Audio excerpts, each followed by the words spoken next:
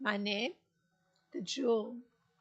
Praha, he told Priyaya of his beloved Queen Satyabhama. Priya, the pleasure. Krit, doing. Vibhu, the all-powerful Lord. And the translation for Twix 27.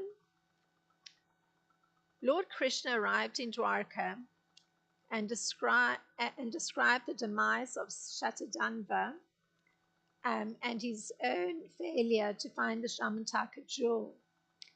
He spoke in a way that would please his beloved Satyabhama. And there's a short purport. Naturally, Queen Satyabhama was pleased to hear that her father's murderer had been brought to justice. But her father's Shamantaka jewel still had to be recovered.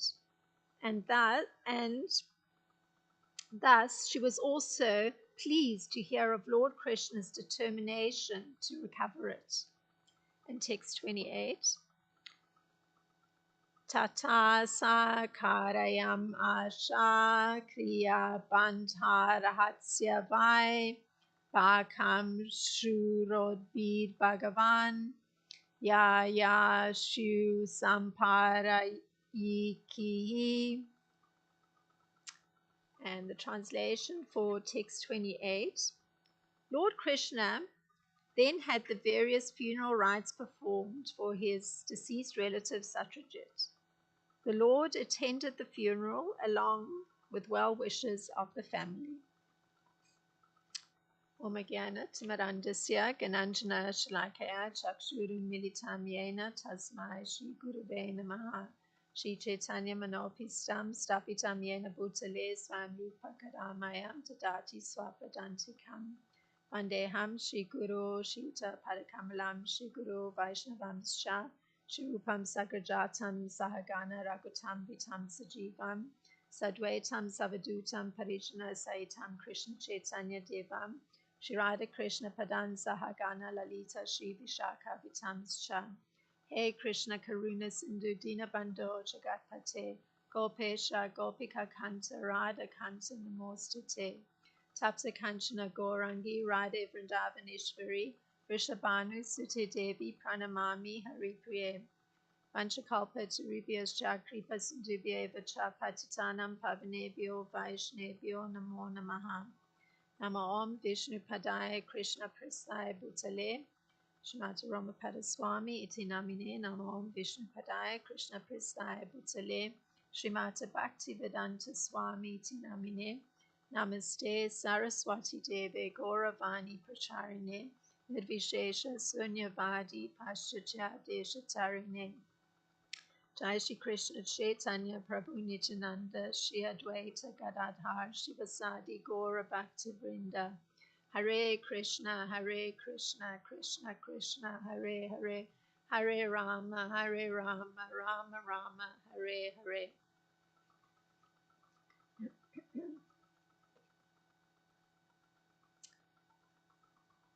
So these two verses have a certain narrative quality. So I'm going to draw from Srila Prabhupada writing in Krishna, the Supreme Personality of Godhead,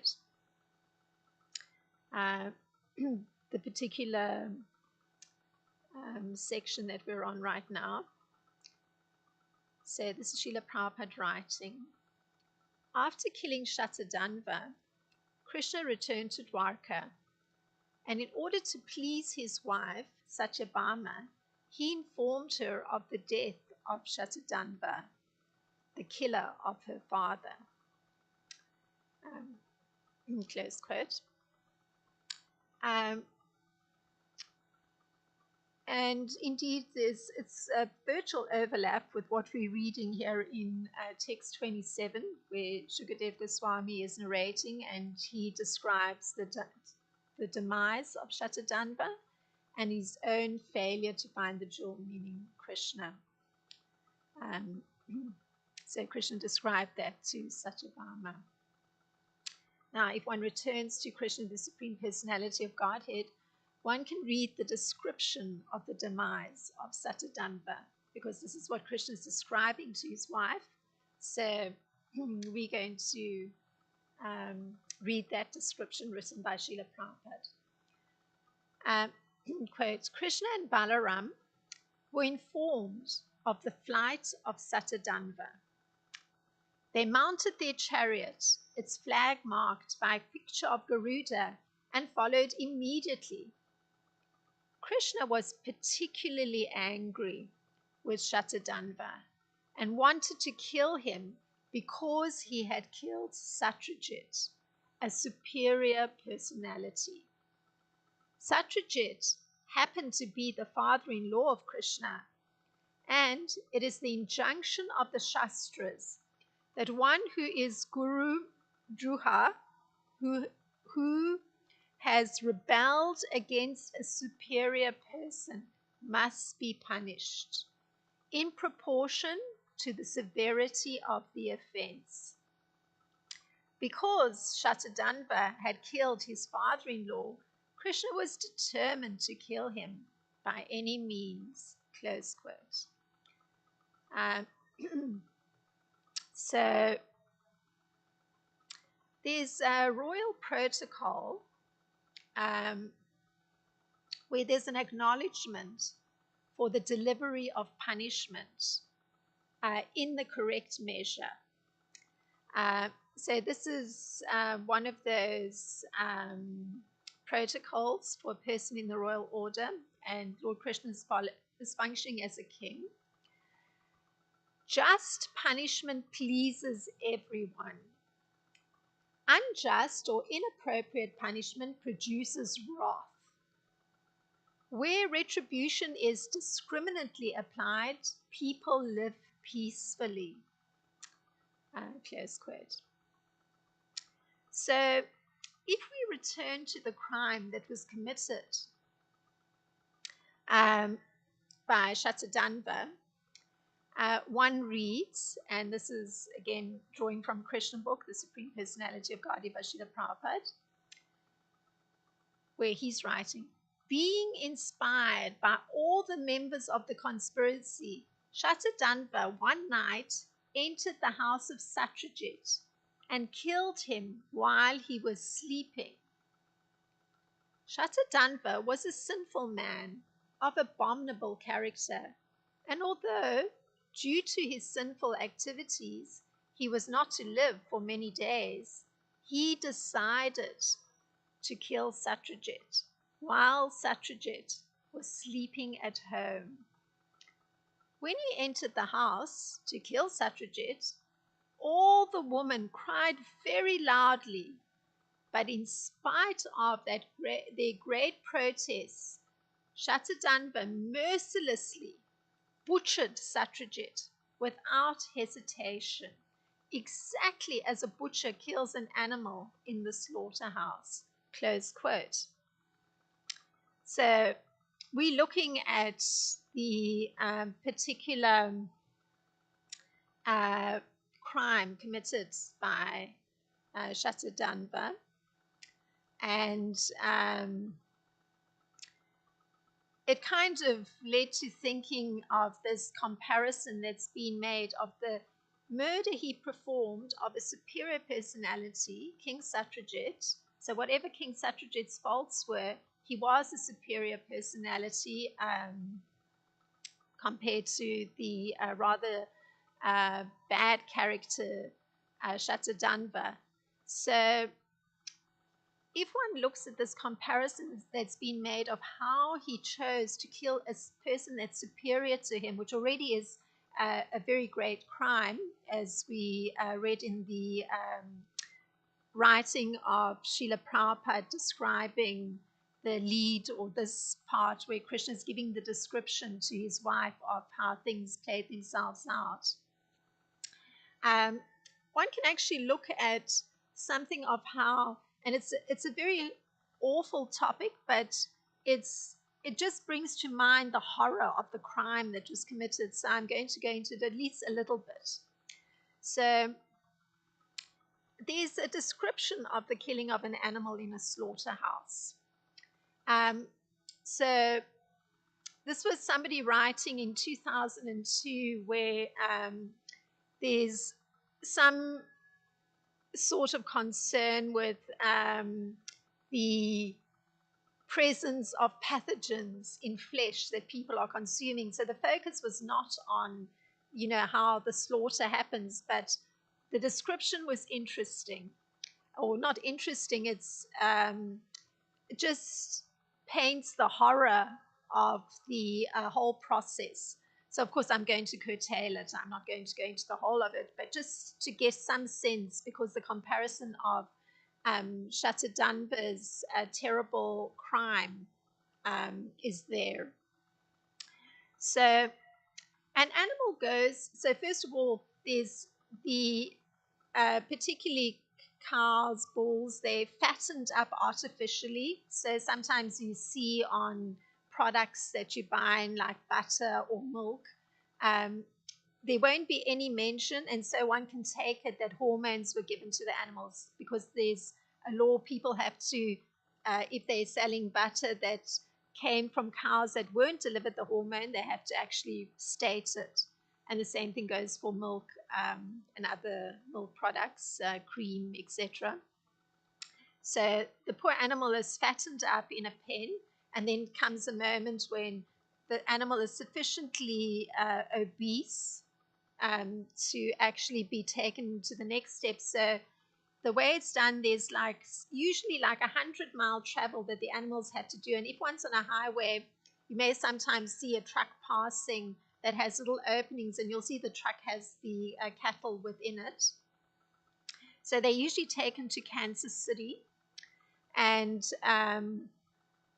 then there's a parking lot, and then the animals have to go up a ramp in a single file, and they go through a door, and thereafter journalists are not permitted to actually cover what goes on. But this particular journalist, he did a bit of research and I guess interviewing people. So he said that they enter a blue door, and going in a single file, at some point they pass over a bar, and the bar is between the legs. So they continuing on this bar, so it's almost like a conveyor belt, but except that they're on the bar with the legs on either side. And then what is suddenly done is that the floor slowly drops away, so they no longer have a footing. They're suspended on this bar, and they're carried along on that bar.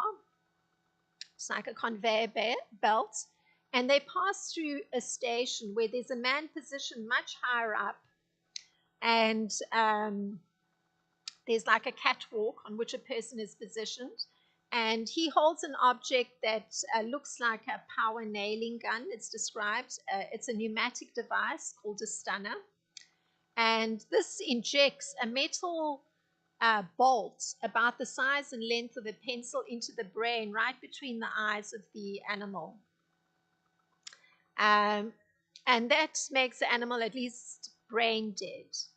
And at that point, chains will be attached to the rear legs, and the animal is lifted up by the chains. And the chains are attached to an overhead trolley. And then comes the more gruesome part, where the animal is actually bled, because the beginning part of all that is that a person in a particular station puts a long knife and cuts out the aorta, so the main vessel that supplies the blood to the heart. And so the animal is bled, and then it's understood the animal's completely dead. And so there's more description, which I've got no need to go into, but this is just to highlight something of the horror of this planned kind of execution of innocent creatures, and also the particular arrangements and the very deliberate method of taking the life from the creature. So this is the comparison that is made with how Shatadanva killed King Satyajit, actually coming into his house, but there there were queens and other women viewing his entry into the house, and they're protesting piteously, and he's still proceeding with his execution of King Satyajit. So it's particularly horrific, like very cold-blooded. So now the punishment has to be meted out by Lord Krishna, and this is described. So again, going to Krishna book, Satyadanva's horse became exhausted and died near a garden house in Mithila, because that was his method of escape. Unable to take help of the horse, Satyadanva began to run with great speed in order to be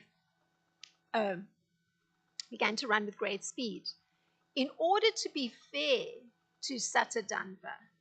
Krishna and Balaram also left their chariot and began to follow Satyadanva on foot. While Satyadanva and Krishna were running, Krishna took his disc and cut off Satyadanva's head. So this is the punishment that was meted out by Krishna. The murderer is fleeing, and Krishna's even being fair. He doesn't chase him on the chariot. He gets off his own chariot, because now the person also doesn't have a conveyance. Even though he's a murderer, Krishna and Balaram are very fair. And Krishna also goes on foot pursuing him. And then the method of punishment that Krishna utilizes is a very quick execution. It's severing the head. So it's interesting because if we recall, there's that point that somebody in the royal order has to deliver just punishment. And the fact that this really was just punishment is borne out by the fact that Queen Satyabhama was pleased to hear that her father's murderer had been brought to justice. So, and that's the test for whether one knows if punishment was justly meted out or not. The person's hearing about the punishment, they feel satisfied. And this is what we're reading in the purport today, that Queen Satyabhama was pleased to hear that her father's murderer had been brought to justice. Now, Srila Vishwanath Chakravarti Thakur, he comments that, and this is his comment, Keshava comforted his beloved, and the word that was used, Priyaya Priyakrit, by affectionately saying, I was unable to revive your father because he had a short lifespan, but I've killed his murderer with my own hands. So that's presumably the communication, Srila Vishwanath putting it into words of what Krishna actually said to Queen Satyabhama. Now, the reason that Lord Krishna killed Satyadanva is because he is Lord, and the word that was used was Vibhu, have the very nice name. And this is Srila Jiva Goswami. He says that Lord Krishna is referred to as Lord or Vibhu, and this can only be known by persons who are in a relationship with him, meaning they're understanding that he's Lord of everyone. And one can only know this if one's in that relationship through discharging some devotional service to him. By contrast, persons of demoniac mentality, they cannot know Krishna. So it's already putting Krishna in a very definite position, because that there's naturally justification for a king to mete out punishment for wrongdoing, but then the just the ease with which Krishna is performing such an execution of a murderer is brought to our attention by Srila Jiva Goswami, referring to Krishna as Lord. And he is able to do this with such ease. So Srila Prabhupada explains it this way. Knowing the Supreme Lord as the Supreme Person means one has realized him as impersonal Brahman, localized Paramatma, and finally as the Supreme Lord. So there's various stages one has to go through to actually come to this point where one can actually say it's the Supreme Lord. So it's not a simple thing of just saying, Lord Krishna did it. It's actually a great deal of realization, seeing him in an impersonal way, seeing him within the heart, and then finally seeing him as the person, the Supreme Lord. And so this is how Srila Jiva Goswami is expressing it. So it's a very huge realization.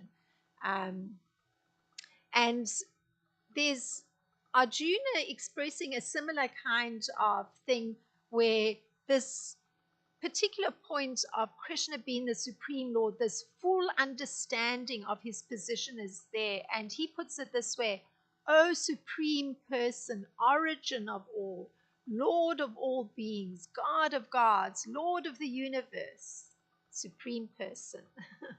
So that's Svayam, Evat Manatmanam, Vetat Tvam Purushottama, Bhuta Bhavana. And my computer's changed something, sorry. I don't know if that's what the word was. Deva Deva Jagat Pate. So, in particular, Bhutesha refers to his being the supreme controller of everyone. So, Srila Bhaktivinoda Thakur, he puts it in an interesting way. With their meager power of reasoning and argument, human beings and demigods cannot understand how the eternally blissful forms of the Supreme Lord is manifested within the material world without being subject to material conditions. Only those who are favored by him can understand the supreme mystery. So it's very significant. This particular personality, so not just merely King Krishna at that time, King of Dwarka, meting out punishment, but actually knowing his position, or being able to understand it. It's actually a mysterious thing, and this ability to understand that he's got this blissful form that isn't subject to normal material conditions. It's a long process of realization. So, and it requires Krishna favoring one in a way that one can actually see this and understand it properly. So the reason Lord Krishna is called Keshava, because that was how he was addressed, just Jiva Goswami expressing his full appreciation for the Supreme Lord in this circumstance, with this execution of Shatadanva, is because he killed Keshi very easily. So that moment of killing Keshi, so this was a demon sent by King Kamsa in Krishna's childhood time. And he was so huge that his body was literally touching the clouds, and he was making the earth tremble with his movement. So immense and huge a form did he have. But here's a description of that somehow helps to highlight this understanding of Krishna being the Supreme Lord. This is the moment where Krishna is executing Keshi demon. Keshi's teeth immediately fell out when they touched the Supreme Lord's arm, which to the demon felt as hot as molten iron. Within Keshi's body, the Supreme Personality's arm then expanded greatly, like a diseased stomach swelling because of neglect. Interesting comparison. As Lord Krishna's expanding arm completely blocked Keshi's breathing, his legs kicked convulsively, his body became covered with sweat, and his eyes rolled around. The demon then passed stool and fell on the ground dead. So I mean, it's very graphic, these descriptions, and, just, being exposed to material bodies, and the soul leaving the material body, and it's usually has a sort of grotesque component. But here it is that the next thing one reads, the mighty armed Krishna withdrew his arm from Keshi's body, which now appeared like a long Karkatika fruit. I do not know that fruit, but is a comparison made to a fruit, so something fragrant and exquisite and beautiful, just because Krishna's arm had gone into his mouth. Even though there was the grotesque thing of the teeth falling out, and the creature even passing stool in that moment of the soul leaving the body. So, without the least display of pride at having effortlessly killed his enemy, the Lord accepted the demigod's worship in the form of flowers rained down from above. So that was in the 37th chapter of the same canto.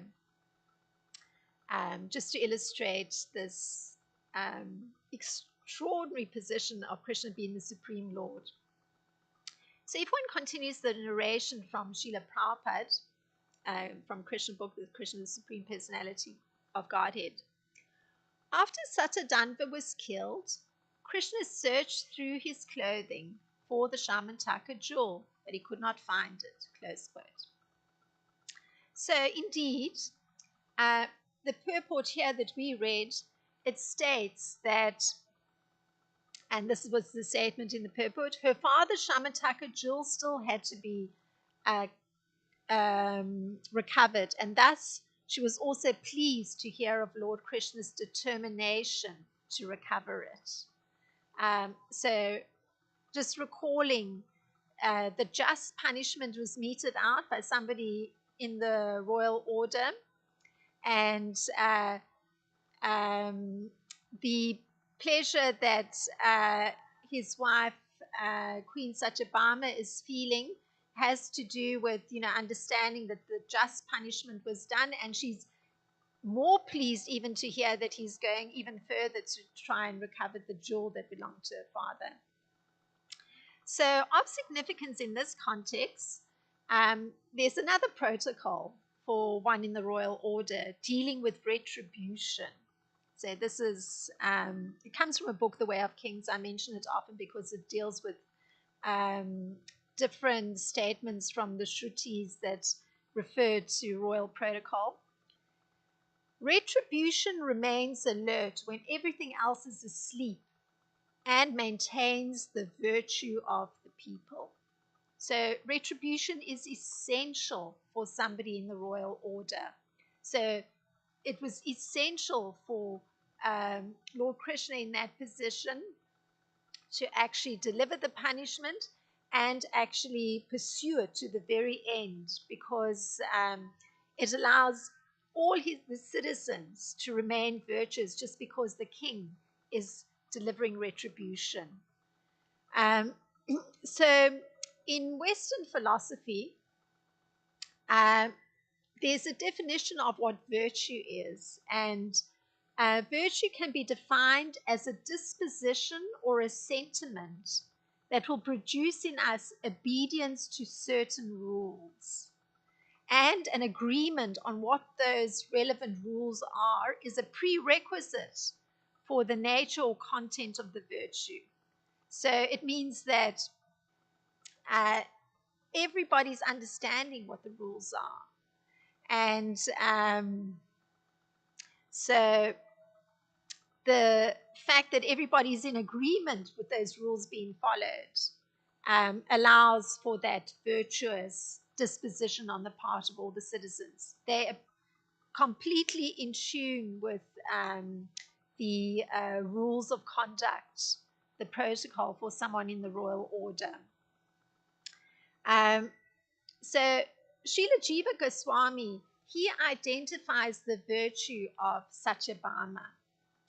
And her particular virtue is that she's pleased by Lord Krishna.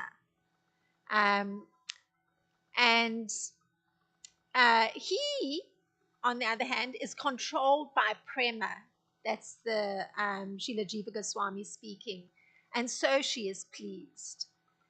So the rule she's obedient to is that of, and this is coming from Srila Rupa Goswami's writing, which defines bhakti. This is what Queen Satyabhama is obedient to, the rule she's obeying. The highest bhakti, defined as continuous service or emotions directed towards Krishna. His expansion forms or others related to him with a pleasing attitude towards Krishna. It should be devoid of desires other than the desire to please the Lord and unobstructed by impersonal gyan, the materialistic rituals of karma, and other unfavorable acts. So this is just rounding off.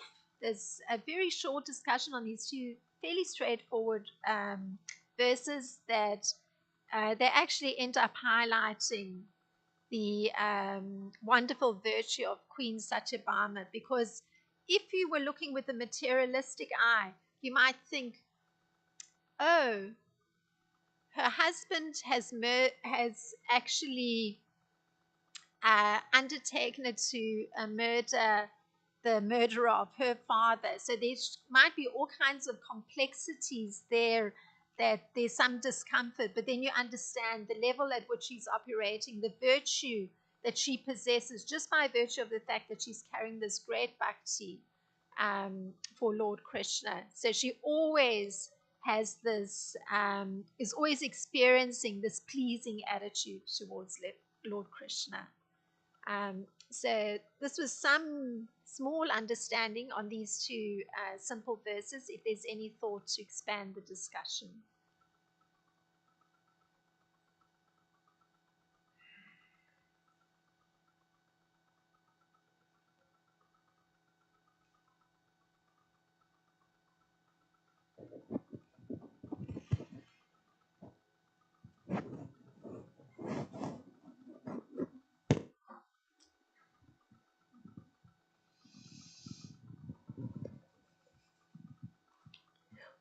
One thing that came to mind when you were describing how I always get their names mixed up, the S names, Satyadanva was the murderer of King Satyajit. Okay, so the murder of King Satyadanva, and just the storyline of how Krishna, executes justice by also killing Satyadanva for his heinous act, and it made me think about like now within the modern world when you have like these opposing ideas when it comes to like the death penalty, and like these opposing concepts of what like justice is when it comes to like murderers within society. And I know within scripture it says there's the different types of people who are to be killed, and one of them is a murderer. But then it just made me think about sometimes you have those who experience the death penalty but aren't necessarily guilty of committing such murders. So then I don't know, my mind was just going to like understanding if we were living in a society that was still based within the Vedic systems and understanding of the Vedas and those different standards of morality, then such things wouldn't happen. But because we're in the age of Kali Yuga, then you have such things where it's like, to one extent, we want to be able to, within the Vedas, it says that a murderer should be murdered, but then if there's no like set space to know whether somebody really is guilty for that, you have innocent people who are being murdered for a murder that they didn't do, then like what is the karmic reaction for that,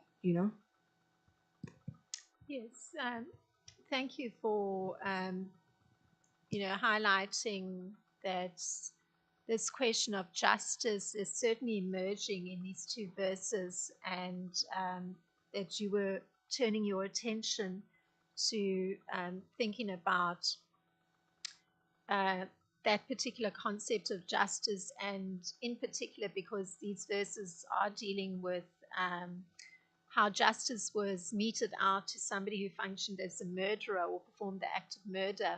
So your question is kind of looking at the way justice is meted out in Kali Yuga to somebody who performs such a crime. Yeah.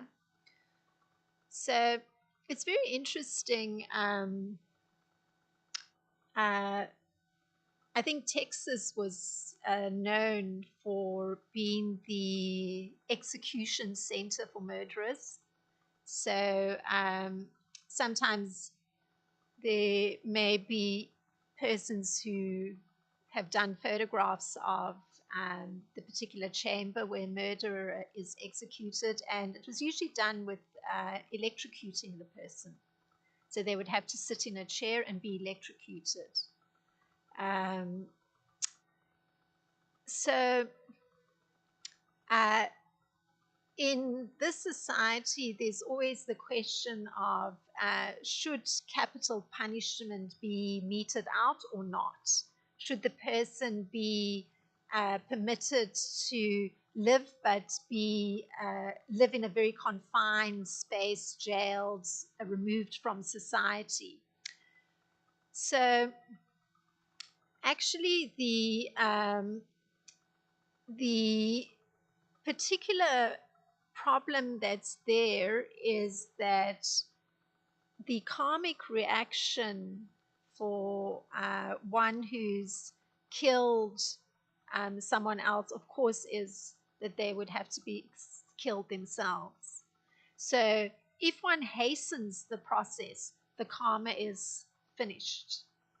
So the person who's allowed to linger for 20, 30 years in a jail cell and who's a murderer, still upon leaving the body is going to have to experience being killed in the next life.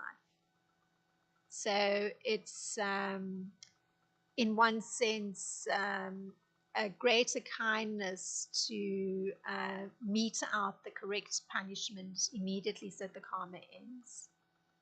Yeah, but it's a very big question always whether here in this society whether capital punishment should be practiced or not. Yeah. But then I'm thinking, when it is practiced, for those where, you hear stories all the time of how those who have gotten the death penalty and who were, electrocuted, then later on it's proven that they weren't the murderer. So then when those particular people are killed in an unjust way for something that they didn't do, then does it then become the karma of the people who committed such an act, who killed such people? Do they now become murderers themselves and have that karma to come? Well, I think in the Royal Protocol there's a mention of the way that uh, justice is meted out, and if there's error, and I sort of touched on it a little bit, if justice is served in a way that's not in the correct measure, it leads to wrath on the part of those who are observing that justice being put out. And that's precisely what does happen even in this society. Should it be discovered that and there's also more details of this in Royal Protocol, how you have to weigh up evidence. And if you have to weigh up evidence, and it's a question between ethics, and I forget what the other one was. Oh, tradition, ethics and tradition. You're always going to go on the path of ethics. Ethics will decide what needs to be done, not tradition.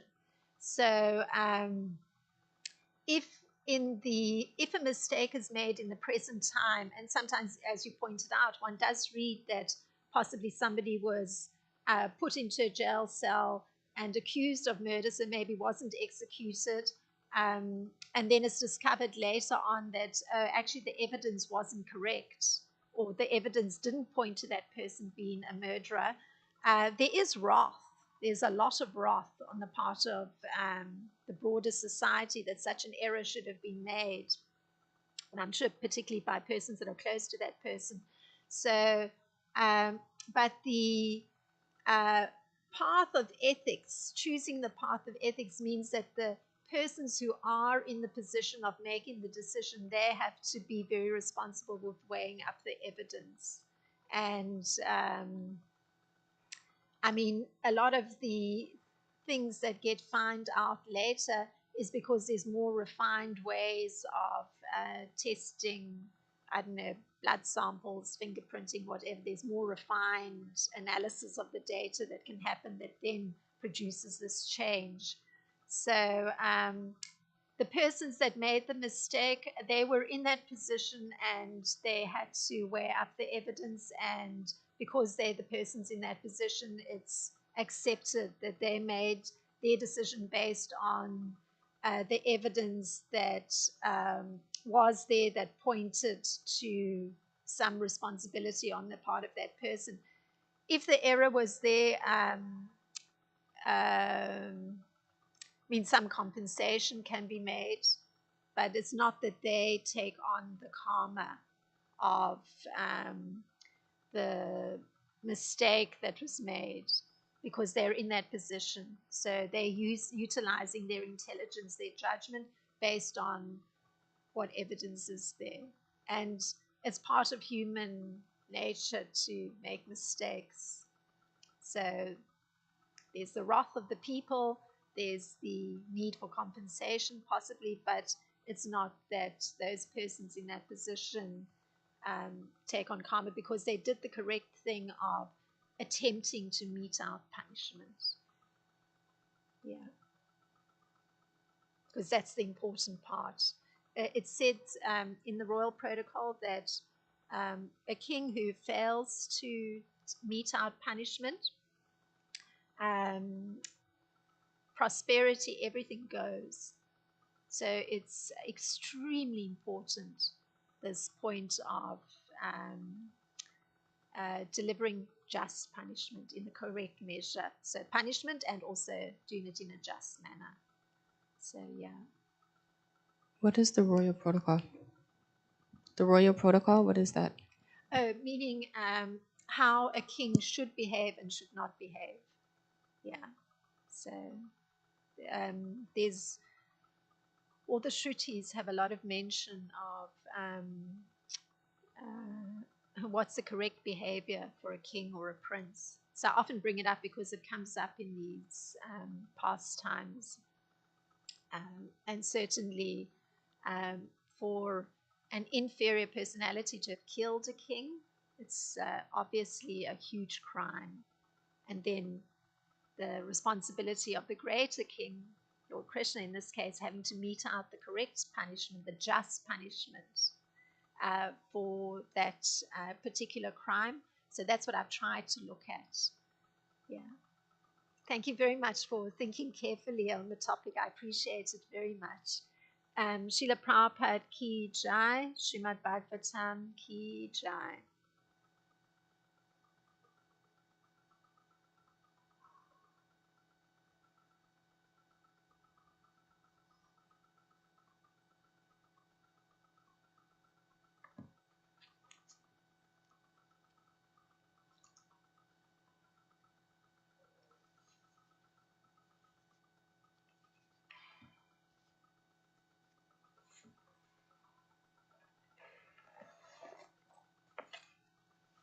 It's a tough topic, huh?